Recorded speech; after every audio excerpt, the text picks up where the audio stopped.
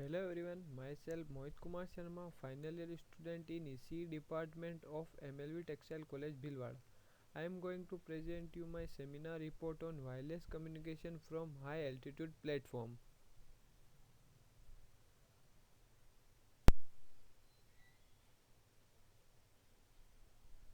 I extend my sincere gratitude toward Professor Sitesh Sarvaswat and seminar teacher in charge Mr. Himanshu Chabra.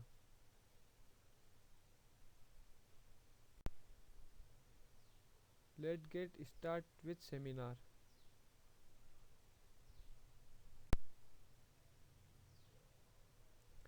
Following is the list of content that we are going to go through.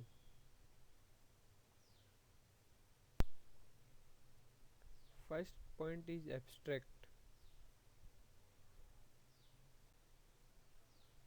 High altitude platform HAP are aircraft, usually unmanned airship or airplanes positioned about 20 km in the stratosphere in order to compose a telecommunication network or perform remote sensing in the 1990 and 2000 decades.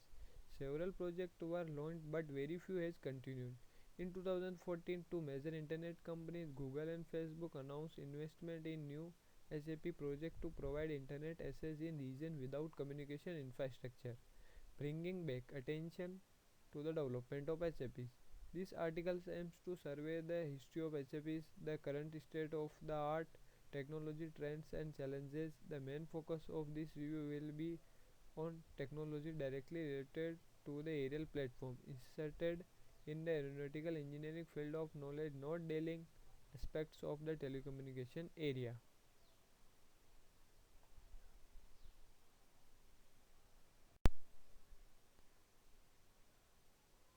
Second point is introduction.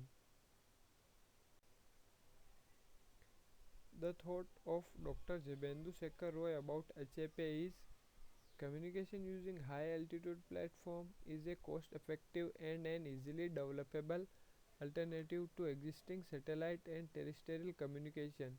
This article describes the technology behind HAP communication while also covering signal propagation losses associated with the communication antenna and used and challenges before researcher. First point is abstract.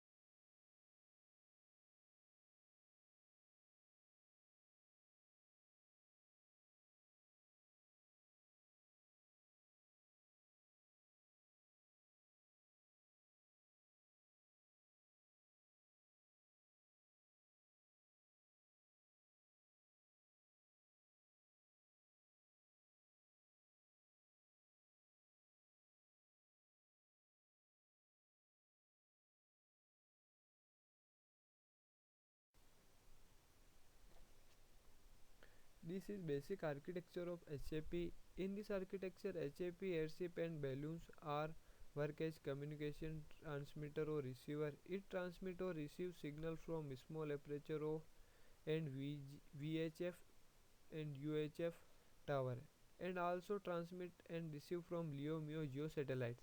The LEO MEO geo satellites are transmit or receive from big aperture and the HAP airship. Coverage the zone 1, zone 2 and zone 3. High altitude platform are aircraft positioned about 20 km altitude in the stratosphere in order to compose a telecommunication network or perform remote sensing for civilian or military applications. These aircraft may be airplane, airship or balloons, unmanned or manned. The stratosphere is the layer of the atmosphere where the temperature starts to increase with altitude. Immediately after the tropopause, which has a constant temperature of about minus 60 degrees centigrade, the stratosphere starts in an altitude of 7 km at the poles and 18 km at the equator, extending to around 50 km. This is general diagram explain about atmospheric layer. and distance of the HAP airship, satellite, and airplane and are situated or fly about from Earth.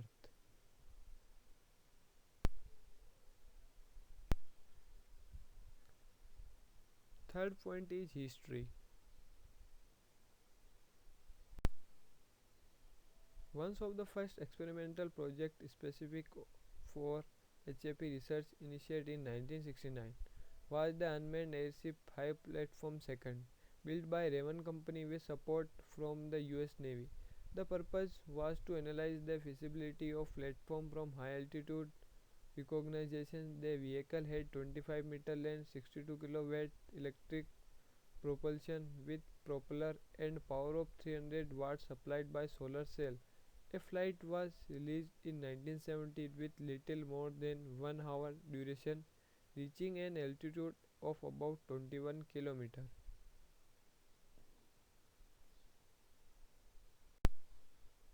The high platform second becoming the first airship to perform a powered stratospheric flight. Other studies supported by the US Department of Defense began in the 1970s as powered balloon and high altitude super pressure powered airship, but none of them has continued. High platform second airship 1917 Raven. This is internal structure of high platform spaceship.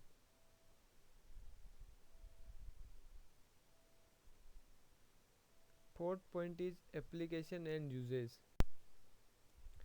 GSM, GPRS,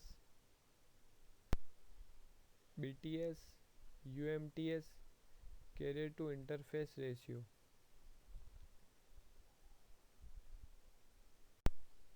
Feasibility study. For the design of BTS placed on a HAP called aerial BTS for a GSM, GPRS and a UMTS. In developing the feasibility study presented here, the following hypotheses have been made. A BTS is placed on a HAP at an altitude of 17 km with a payload of 100 kg and a total power available for transmission application of 800 watts. The platform keeps a circular courses of a few kilometers in radius and can therefore be considered stationary in the sky. A free space propagation model between the mobile handset and the platform is assumed, where the received power is proportional to the square distance. The aerial BTS is used to provide service to the aerial macro cell. Following is the list of content that we are going to go through.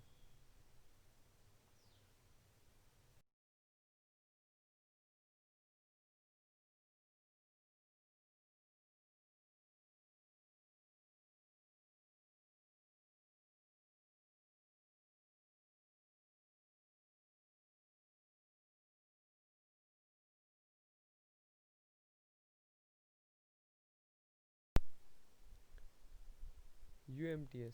The system capacity can be evaluated taking into account the minimum C upon I that must be guaranteed according to the UMTS standard. It is well known that code division multiple access based system like UMTS are interference limited and that the system capacity is strongly dependent on the C upon I experienced at the mobile receiver.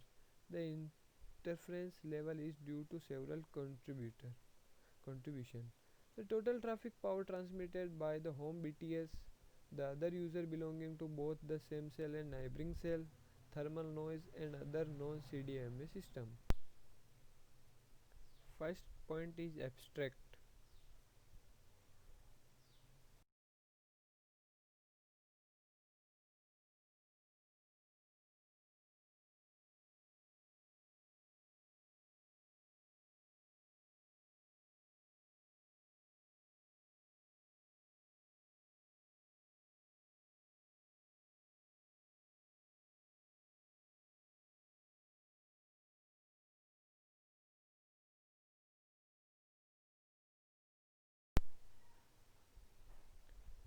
High platform second airship Holoprotus.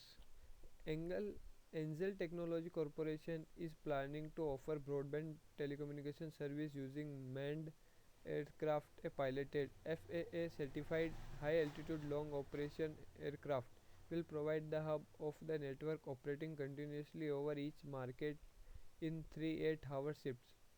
Consumers will be able to access video data and internet at rates ranging from 1 to 5 Mbps.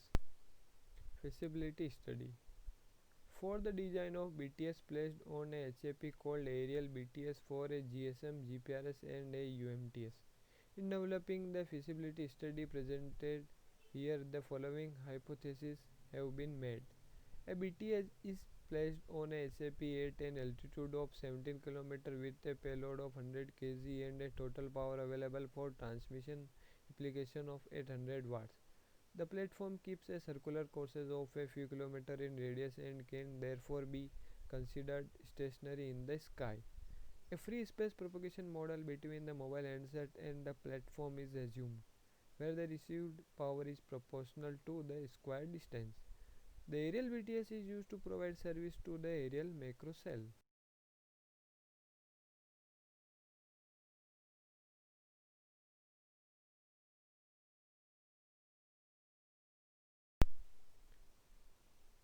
Other applications: telecommunication services, remote sensing, pollution monitoring, meteorological measurement, real time monitoring of seismic or coastal region and terrestrial structure, agriculture support. Advantages: relatively low cost upgrading of the platform, rapid development, large area coverage, long range terrestrial link are severely affected by rain attenuation and obstruction to the line of sight paths. Low propagation delay compared with satellite. Less ground based infrastructure required than with terrestrial. Low launch cost than satellites. Conclusion: in this article, the use of high altitude platform has been proposed for a joint provision of cellular communication service and support service for navigation satellite system. Results obtained in this system design have shown that they are situated to implement macro cell of large radius. In some cases, the number of sustainable physical channel is limited by the standard constraint but can be improved by information on user location. Communication channel can then be used for the transmission of navigation message to mobile and can be exploited by user to notify the network of their position. References: thank you to give your precious time for my seminar report.